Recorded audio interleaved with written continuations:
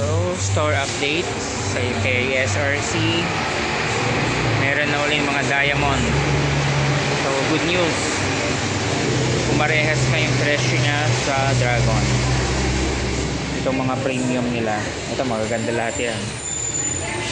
Tapos itong mga blue label o yellow label yata nila is parang halos pares rin yata ng presyo. Tsaka yan, yung mga 16 shot, ito 20 shots. So yan. Ito magaganda to kung may search nyo sa YouTube. Yan, Perfect Paradise, Athena's Wisdom, at saka yung Brightest Supernova ang kinuha ko. Kaya gamitin sa show.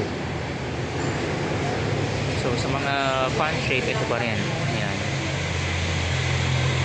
Yan pa rin ang mga availables. Sa Dragon, wala pa rin yung mga favorite nating variant. Yan. Pyro Academy, available na rin pala.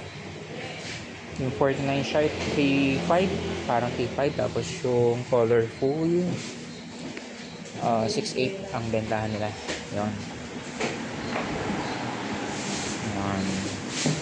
Tapos yung binubuo ni Bossing yung nakaraan. Kaya parang may buyer niya yata to. Pero naglagay lang ng 10. Kasi yan. Pero balik na yung mga pan shape. Mga pan shape, balik na rin. Ito yung lagi kong binibili sa Diamond. Itong 36 shot na yan. Ayos na rin. So yan. Yan pala ang mga wala pa rin yung mga bombshell na Dragon na triple shooter.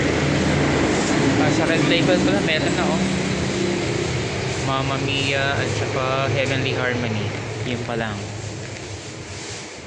So ito yung mga pinamili natin January 13. So sayang wala pa yung ibang mga variant na gusto kong ilayin para sa